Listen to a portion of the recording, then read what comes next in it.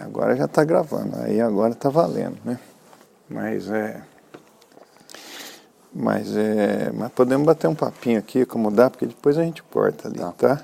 Aí olhando para a câmera, você quer, né? Olhando para você. Ou pode também ser conversando e tal. A ideia é fazer um bate-papo, né? Mas vamos lá.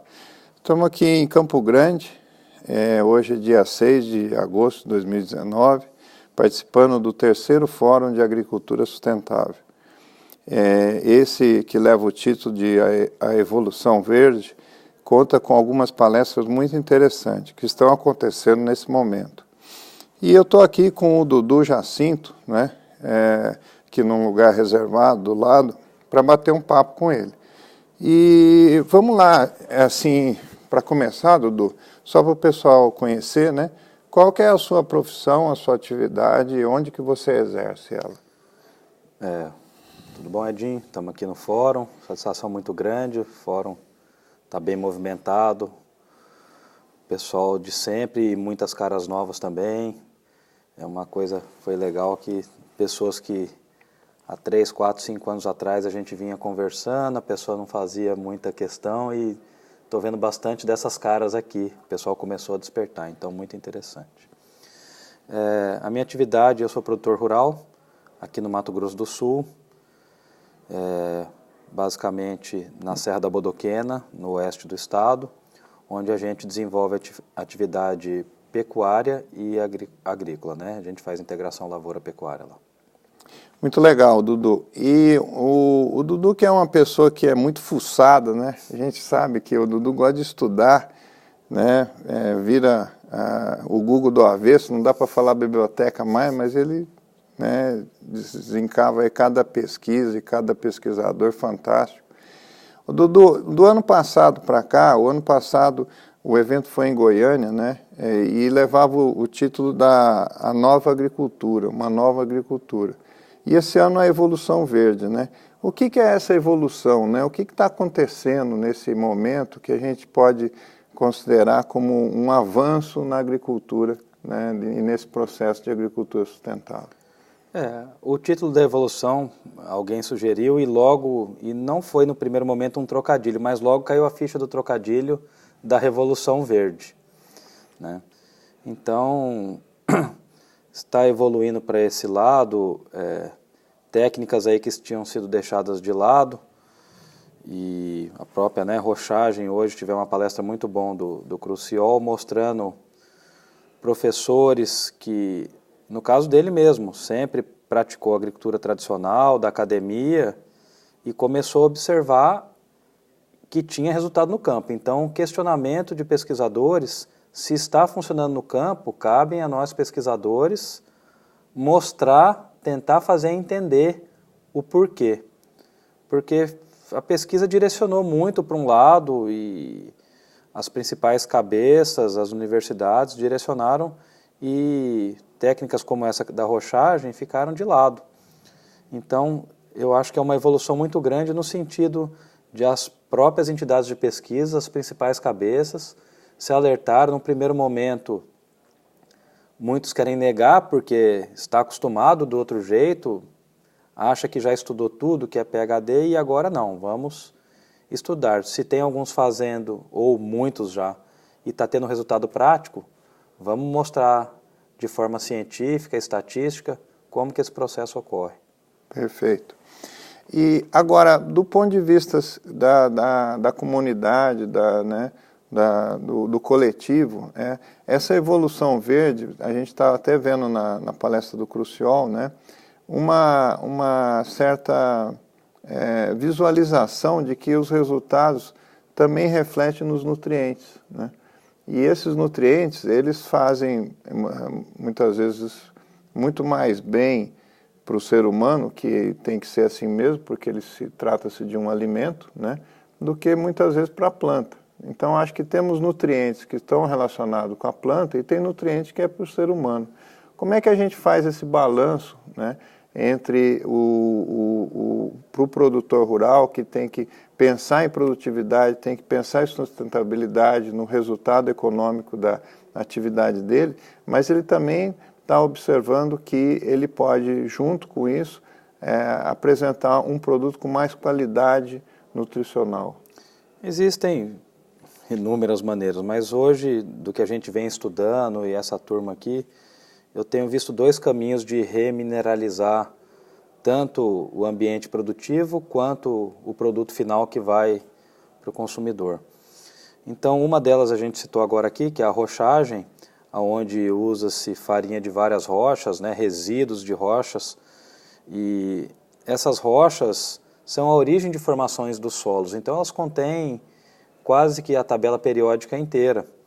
Então é uma forma até mais fácil da gente entender o processo. Você joga uma rocha, que existe uma porcentagem mesmo que muito pequena de algum determinado elemento químico, e esse elemento é absorvido pela planta e transformado lá dentro e levado para o fruto, ou para o grão, ou para o que quer que seja que vai para a mesa, né?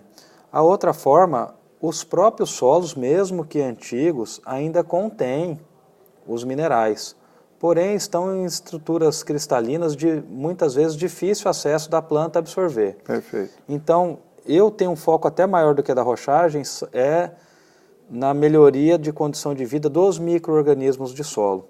Perfeito. Esses micro-organismos têm a capacidade de solubilizar os nutrientes retidos no grão de solo.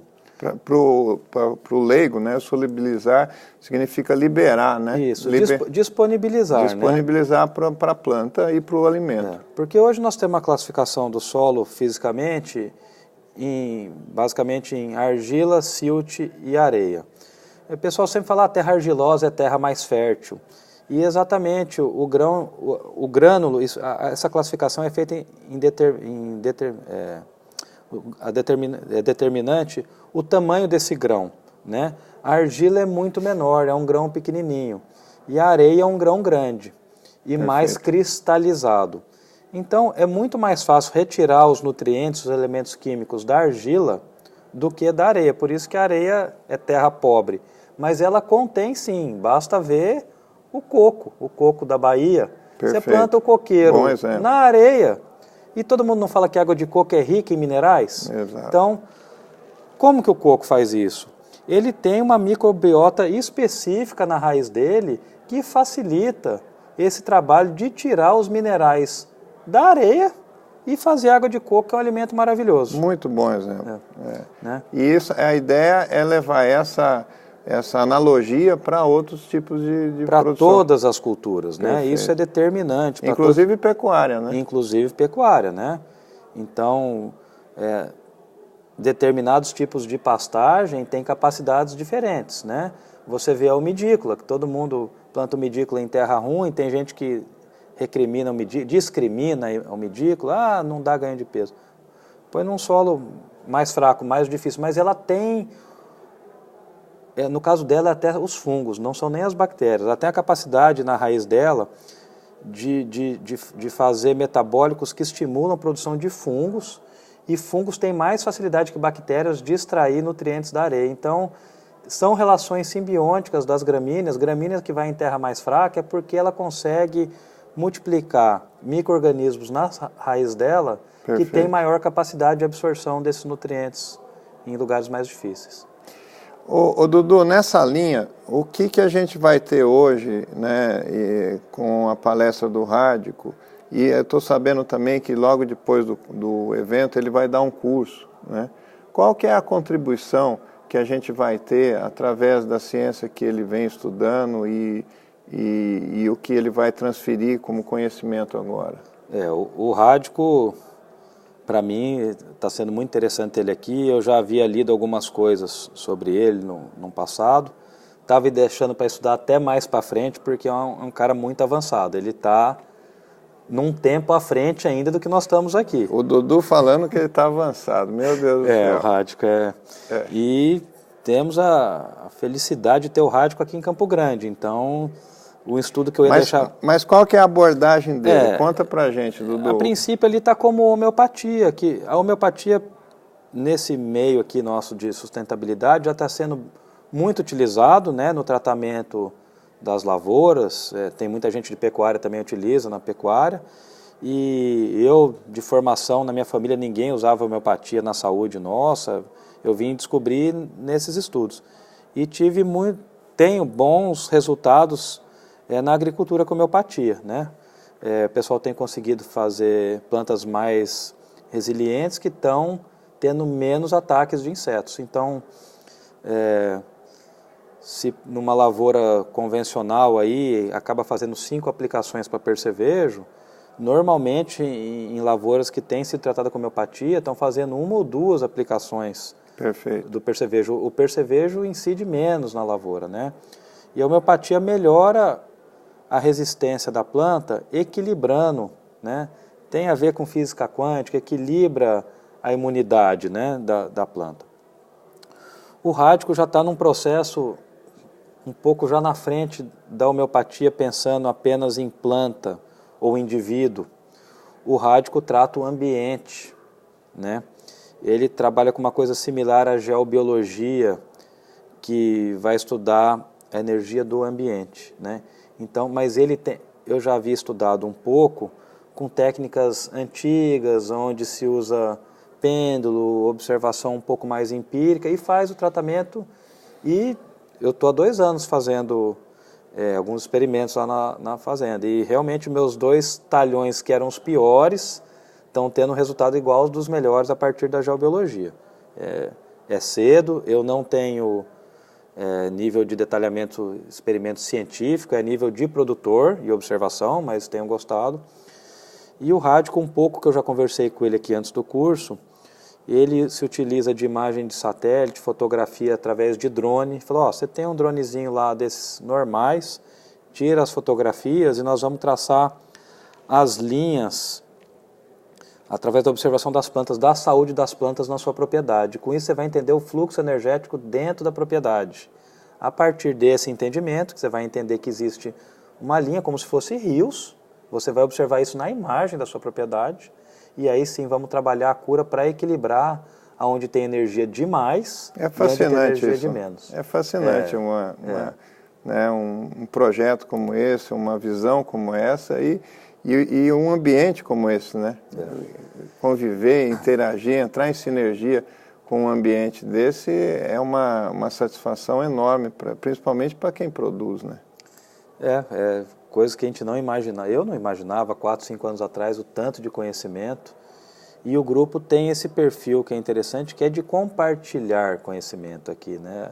Eu acho que a força que o gás agora cresce muito rápido é porque é uma fonte de compartilhamento de conhecimentos, né? Às vezes tem alguns que a gente já tentou trazer para o grupo, não tinha o perfil de compartilhar, sabe muito, não participa. Mas a maioria entra aqui e divulga, então é fascinante mesmo. Ô, Dudu, você falou do GAAS agora, né? Mais um A, que é o grupo de associados, né? Entrou o A do associado de agricultura sustentável. E recentemente o Rogério Vian contou para a gente, que é o presidente, que já tem um CNPJ e virou uma pessoa jurídica, né? Isso, era uma coisa que a gente estava um pouco atrasado, mas a origem foi um grupo de WhatsApp de produtores, onde a gente começamos a trocar informação. A demanda não veio de entidade, mas conforme o grupo foi tomando proporções muito grandes, hoje nós estamos em quase todos os estados do Brasil, tem 5.000 pessoas trocando informação em diversos grupos. Nós precisamos dar um passo maior, né? Criar um CNPJ, criar uma entidade, profissionalizar, né? Igual nós tivemos reuniões com o Ministério da Agricultura, então outras entidades, então precisa. Muito bom, né? Agora, uma pessoa que está assistindo a gente e tem interesse, como é que ele faz para se associar ou para ele se aproximar do GAAS? Então, agora nós vamos criar a plataforma. Hoje existe o site, existe o grupo de agricultura sustentável.com.br, e lá no site tem algumas informações, mas o site ainda não está completo, está aquém do nível de informação que a gente troca. Hoje a gente troca muito pelas redes sociais mesmo, principalmente o WhatsApp. Existem os grupos que estão com muita força hoje, regionalizados, aqui no Mato Grosso do Sul, tem São Paulo, tem Minas Gerais, tem Goiás, Mato Grosso, sul do Brasil. Então, hoje a principal ferramenta nossa é o WhatsApp ainda. Muito bom. Isso aqui que é um bate-papo, o Dudu, ele tem assim por objetivo mostrar um lado assim da nossa conversa, que é técnico, né, que é revolucionário, é uma evolução do verde, mas ele também tem por objetivo mostrar que são pessoas comuns e que estão, né, acessíveis a todos. O Dudu tem um hobby que é voar de asa delta, Dudu, é isso? Eu gosto de voar, né? É paixão. Como é que é isso? Conta um pouquinho pra gente aqui, pra gente concluir esse bate-papo. E é até legal porque é interligado com a atividade. Era isso que né? eu queria saber. Porque onde é que você chega nessa interligação, nessa sinergia? Acaba que o meu vício maior na internet é meteorologia, porque para plantar eu tenho que entender do tempo tanto no próximo dia para minha pulverização, quanto a médio e longo prazo para fazer os meus planejamentos de safra. E para voar também. Eu tenho que saber como é que vai estar o próximo dia para eu voar, entender de meteorologia. Né? A asa delta não tem motor, depende totalmente da minha leitura do céu e da atividade do dia mesmo, insolação, temperatura. Para quem não sabe, a asa delta a gente chega a voar 500, 600, 700 quilômetros com a asa delta sem motor. O pessoal acha que a gente decola ali no Rio de Janeiro e posa na praia. Uhum. Mas aquele ali é só um passeio para o turista. A nossa atividade mesmo é no interior, né, em dias quentes, e decolamos e fazemos como os urubus, subimos nas correntes de ar quente. Maravilhoso. E a partir dessa leitura do que está acontecendo no dia, a gente consegue ir mais ou menos longe. E eu brinco que isso me dá a oportunidade de ser um otimista, porque se tiver um veranico muito grande, tiver ruim para minha lavoura, tá bom para eu voar. E se tiver chovendo e tiver ruim para eu voar, tá bom para eu produzir. Então tá sempre bom. Então o Dudu tá sempre feliz, né? Ou de um jeito ou do outro.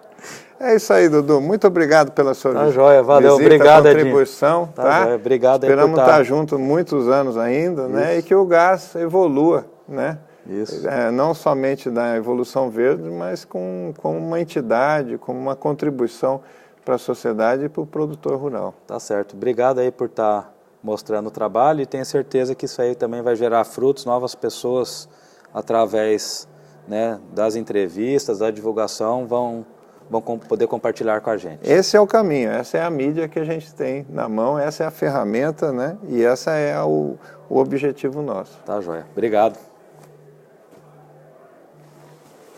É isso aí.